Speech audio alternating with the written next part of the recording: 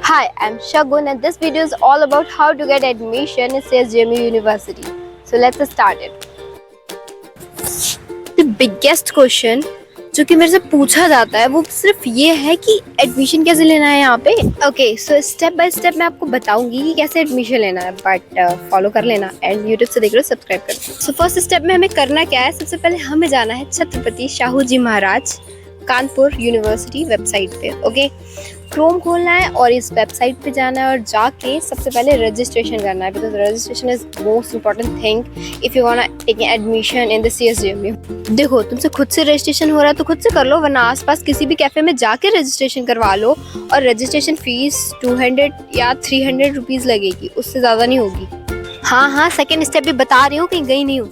And after the registration student ना ऐसे taking for granted लेते हैं एडमिशन को, बिकॉज दे थिंक कि रजिस्ट्रेशन होगा मीन्स एडमिशन हो गया। सो बेसिकली हमें रजिस्ट्रेशन करने के बाद अपना फ़ोन बार बार चेक करते रहना है, अपना ईमेल बार बार चेक करते रहना है, बिकॉज ईमेल पे आएगा कि आपका रजिस्ट्रेशन में कुछ मतलब आपका सिलेक्शन हुआ है या नहीं, आपको सिलेक्ट किया गया है या नहीं। आपके 12th के मार्क्स के बेसिस पे होता है। ओके, आपको रजिस्ट्रेशन आपने जो किया हुआ है उसमें से शॉर्ट लिस्ट किए जाते हैं कुछ स्टूडेंट्स जिनके मार्क्स अच्छे होते हैं, मतलब 12th में अच्छे परसेंटेज होते हैं, उनको शॉर्ट लिस्ट किया जाता है। उन्हें सबसे फर्स्ट नंबर पे ईमेल्स आना स्टार्ट होते हैं। सो ईमेल्स आना स्टार्ट होते हैं मई के एंड में, एंड मे बी जुलाई की स्टार्टिंग तक आपको ईमेल्स आते हैं। अगर जुलाई की स्टार्टिंग तक नहीं आया, इट मीन्स आपका एडमिशन पॉसिबल नहीं है।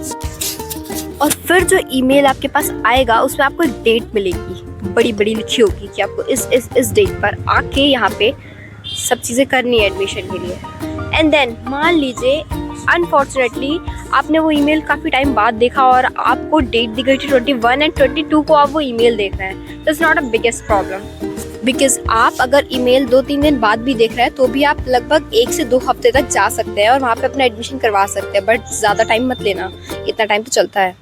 ओके, देन आप यहाँ पे पहुँच जाएंगे और उसके बाद आपके मन में आएगा एक प्यारा सा क्वेश्चन कि हमारा डिपार्टमेंट होगा कहाँ, एडमिशन कैसे लेंगे, इतनी बड़ी यूनिवर्सिटी है, कहाँ जाएंगे। Then relax. आप आएंगे जैसे ही CSJMU के गेट पे, देन वहाँ पे गेट पे ही जो गार्ड भैया होंगे वो आपको ऑलरेडी गाइडेंस दे देंगे कि आपको कहाँ जाना है। आपसे पहले वो पूछेंगे कि आपको किस डिपार्टमेंट में लेना है एडमिशन, एंड देन वो डिपार्टमेंट का एक रास्ता आपको बताएंगे जो कि बहुत ही ज़्यादा ईजी होगा और आपको एक बार में समझ में आ जाएगा। और आपको समझ में नहीं भी आएगा तो आप धीमे धीमे करके चलते चले जाएंगे और आप पे इतने सारे नोटिस बोर्ड लगे कि आपको डिपार्टमेंट के नेम और उनका जो रास्ता वगैरह वो सब आपको बहुत ही क्लियर हो जाएगा। यहाँ आने के बाद बिल्कुल भी हार्ड नहीं है। देन रास्ता तो क्लियर हो गया, but what about documents. So documents में आपको ढेर सारे डॉक्यूमेंट्स लेके आने हैं और अगर एक भी डॉक्यूमेंट आपके पास ओरिजिनल नहीं होता है तो एडमिशन उस दिन नहीं हो सकता है। एडमिशन के लिए हमें सबसे ज़्यादा इंपॉर्टेंट होगा कि हम 10th क्लास की मार्कशीट लेके आए, बिकॉज हमारी 12th की मार्कशीट उस टाइम तक नहीं आई होती है, हमें प्रोवाइड नहीं की होती है। मीन्स हम सॉफ्ट कॉपी दिखा सकते हैं बट नॉट हार्ड कॉपी, हमें उस टाइम पे प्रोवाइड ही नहीं होती है। ना हमें उस टाइम पे अपने स्कूल से TC मिली होती है, तो हमें वो 2 चीज़ें बाद में डिपॉजिट करनी होती है। बट उससे पहले हमारे पास ओरिजिनल आधार कार्ड यानी कि हमारी ID होनी चाहिए ओरिजिनल, एंड हमारे पास जो इनकम सर्टिफिकेट है पापा का या आपका जो भी हो, and caste certificate if you are not in a general category तो आपको तो फिर कास्ट सर्टिफिकेट भी लगेगा। So caste certificate and income certificate और ID and 10th marksheet, 10th class की मार्कशीट होनी चाहिए, एंड एक पिन कार्ड होना चाहिए जो कि आपके पेरेंट्स का हो। उसके बाद आपको मिलेगा एक प्यारा सा फॉर्म जो कि आपको फिल करना है बहुत ही ज़्यादा केयरफुली। और हाँ, this is a very important, जब आप फॉर्म भर रहे हो ना तो उसमें अपनी ईमेल ID और अपना जो फ़ोन नंबर है वो बहुत ही केयरफुल तरीके से डालना। और वहाँ पर ना एक ऐसे कॉलम होता है जिसमें डाला जाता है कि एक जिसके थ्रू आप ग्रुप से जुड़ोगे। सो बी केयरफुल, अपना ही नंबर डालना जिसमें आप ग्रुप पे जुड़े हुए हो, बिकॉज अगर आपने अपने पेरेंट्स का नंबर उसमें डाल दिया है ना भाई, फिर वो सारी इन्फॉर्मेशन जो कुछ भी क्लास की इन्फॉर्मेशन होगी वो सब आपके पेरेंट्स के पास जाएगी। फिर आपको फिर से बार बार फ़ोन करके अपने पेरेंट्स से पूछना पड़ेगा कि क्लास कितने टाइम की है, कोई नोटिस तो नहीं आई, वगैरह। उसका नंबर चेंज होगा बट उसमें बहुत सारा काम होता है, तो पहले ही सब चीज़ सही कर लो, क्यों बाद में सही करना। इसलिए इतनी सारी डिटेल्स फिल करने के बाद हमें सबसे ज़्यादा एक बहुत ही ज़्यादा इंपॉर्टेंट काम करना है। अपनी जो फाइल आपको एक मिलेगी उस फाइल का ना फाइल नंबर बहुत अच्छे से याद कर लेना। ओके, सो अपने फाइल नंबर को याद करने के लिए आप चाहे तो एक छोटी सी फ़ोटो भी ले सकते हैं अपने फाइल। की जो आपकी फ़ाइल होगी उसकी, बिकॉज फ़ाइल नंबर अगर इधर उधर हो गया ना तो ही बहुत ज़्यादा प्रॉब्लम होती है। वैसे मेरे से बोला गया था, मुझे नहीं पता फ़ाइल नंबर का कहाँ यूज़ होता है, बट मेरे से बोला गया तो मैंने आपसे भी बोल दिया, ठीक है। सो फाइल नंबर बहुत ही अच्छे से रखना, और वो जो फॉर्म होगा उसके इंस्ट्रक्शन, उसकी जो डिटेल्स होंगी बहुत ही अच्छे से पढ़ना, सारी डिटेल्स बहुत अच्छे से फिल करना, और बस फाइल को डिपॉजिट करना। एंड उसके बाद एक फ्रेज़ आता है जिसमें हम लोग को फ़ीस डिपॉजिट करनी होती है उसी टाइम पे। अगर आप उसी दिन फ़ीस डिपॉजिट करते हो तो बहुत अच्छा होगा। क्यों फर्जी में सीट्स फुल होने का वेट करना, तुरंत के तुरंत अगर एडमिशन लेना है तो फ़ीस तो डिपॉजिट करनी ही है।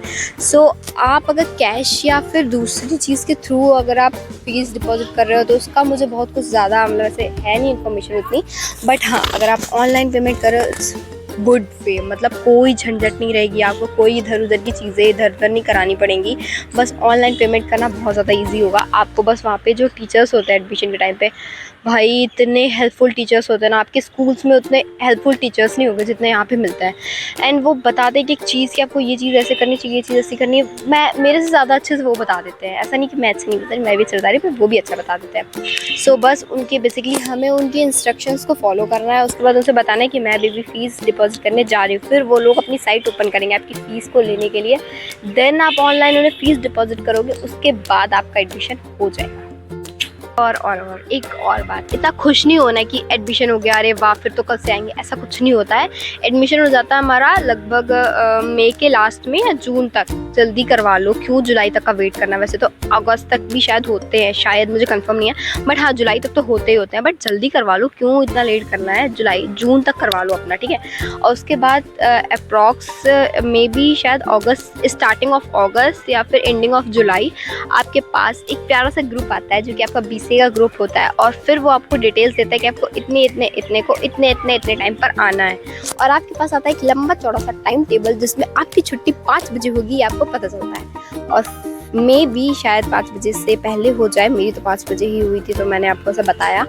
और फिर वो टाइम टेबल के काफ़ी रूल्स एंड रेगुलेशंस होते हैं। पहली बार में आप वो टाइम टेबल आपको बिल्कुल समझ नहीं आएगा, but you need to understand, मतलब फोकस रखना है उस पर और देखना है कौन सा सेक्शन, कौन सा, सब कुछ मैच वगैरह करना पड़ता है, वो आप कर लोगे। Okay, so that's all from my side, and this is all about the admission in CSJMU University. Thanks for watching my video. If you like this video, then comment, share and subscribe. Okay तो अगर आपको किसी particular department का कोई video देखना है, particular department को explore करना है, देखना है यहाँ के क्लासरूम्स कैसे हैं, तो बस डिपार्टमेंट का नाम लिख देना कमेंट्स में। एंड जिस डिपार्टमेंट का नाम कमेंट में ज़्यादा होगा मैं उस डिपार्टमेंट के लिए वीडियो बनाऊंगी, उसको एक्सप्लोर करूँगी, उसके क्लासरूम्स दिखाऊंगी, पूरा डिपार्टमेंट का मैप दिखा डालूंगी कि कहाँ से कहाँ तक कैसे जाना है। सो एंट्री गेट पे ना हमारे यहाँ पे छत्रपति साहू जी महाराज की फ़ोटो लगी हुई है, जो कि मतलब इनकी मूर्ति है बहुत ही प्यारी सी, और जस्ट इनके पीछे इंडिया का फ्लैग है, जो कि व्यू बहुत प्यारा है। जैसे हम लोग एंटर करते हैं तभी का व्यू है ये। और ये मतलब स्टूडेंट्स के लिए ये पार्क वगैरह बनाया हुआ है ताकि वो थोड़ा मूड रिफ़्रेश कर लें। और फिर ये प्यारा सा एरिया है जहाँ पे बैंक वगैरह खुद से प्रोवाइड करता है हमारा कॉलेज।